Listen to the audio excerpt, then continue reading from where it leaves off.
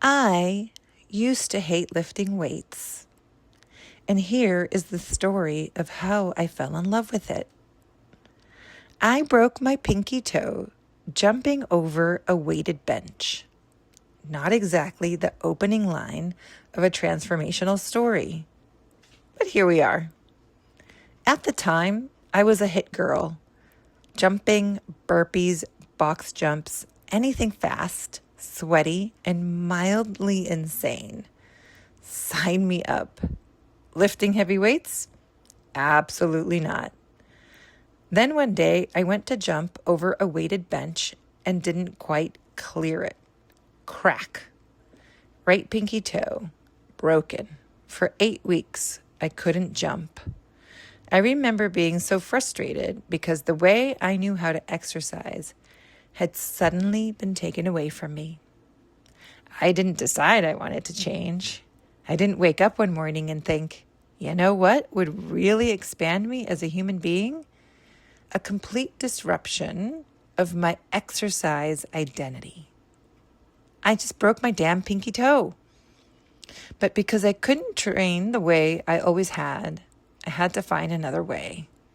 And eventually, I started lifting weights, then heavier weights. Then I started learning about muscle.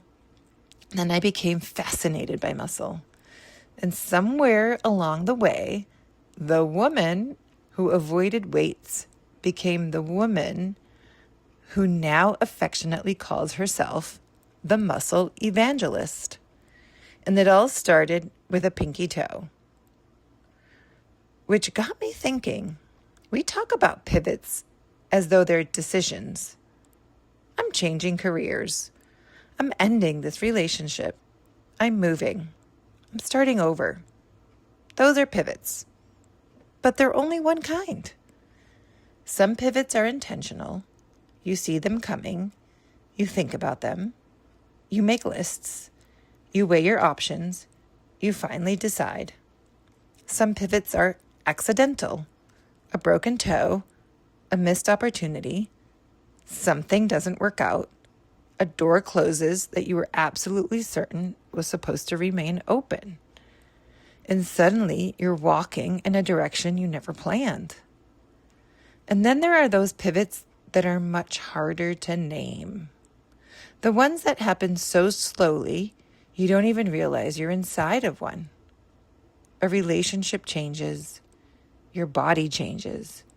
Your children grow up. Your priorities shift. Something that once fit beautifully doesn't anymore.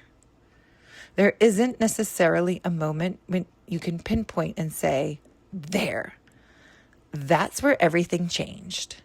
Sometimes the pivot takes years. And sometimes you only recognize it when you look backward.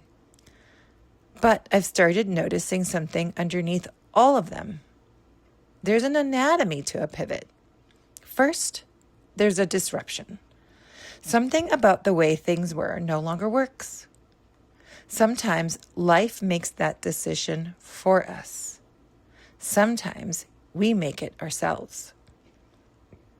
Then comes the part nobody puts on an inspirational quote.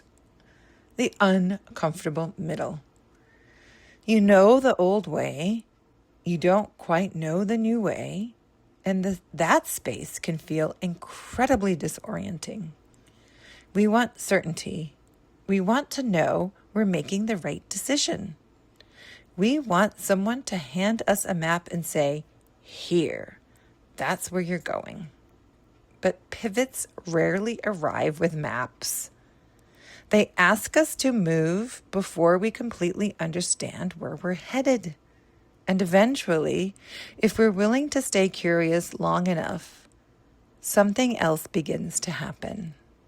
We adapt. We experiment. We learn. We build new capacity. And then one day, we look around and realize we aren't just living differently. We're becoming someone different. That, to me, is the most fascinating part of the pivot. You don't simply change direction. You become the person who can live in the new direction. And that realization is ultimately what led me to create The Power of Pivoting with Dareth. Not because Dareth and I believe we can make change easy. We can't. Some pivots hurt. Some scare the hell out of us. Some arrive long before we're ready. And some require us to voluntarily leave something that's still comfortable because somewhere inside us, we know we've outgrown it. But what if we could become better at navigating them? What if instead of only understanding change intellectually, we could practice meeting it in our bodies? What happens when uncertainty arrives? What happens inside you when you don't know what's next? Do you grip? Do you freeze? Do you rush to fill the space? Run back towards what's familiar? Or can you lean and learn to stay present long enough to hear what the next version of you is asking for? That's what Dareth and I have been building. We've been developing practices and experiences for our October retreat that aren't simply just about talking about transformation. We want women to experience it, to recognize what change feels like in their bodies, to notice their patterns, to practice moving through uncertainty differently, to build a relationship with the uncomfortable middle. Because the next pivot is coming for all of us. We don't know what form it will take. We don't know whether we'll choose it or whether life will choose it for us. But imagine having tools you can reach for when it arrives. Not to avoid the challenge, but to know, hey, I've been here before. I know how to move through this. I know how to become. And maybe that's why the work naturally grew beyond the retreat into the Becoming collection. Because I've realized that pivoting and becoming are inseparable. There is who you were. There is the messy, uncertain space between. And there is the person waiting on the other side who couldn't have existed without everything you just moved through. Sometimes she arrives because you bravely choose something new. Sometimes she takes years to emerge. And apparently, sometimes she begins with a broken pinky toe. Your pivot pages.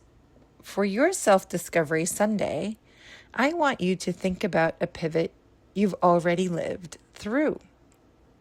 Not necessarily the biggest one. Maybe one you didn't even realize or recognize as a pivot at the time. Was it intentional, accidental, or something that unfolded slowly? What was disrupted? What did the uncomfortable middle feel like? And here's the question I really want you to sit with. Who did you have to become because of it? Write about her. Because chances are she's already carrying something you'll need for the next one.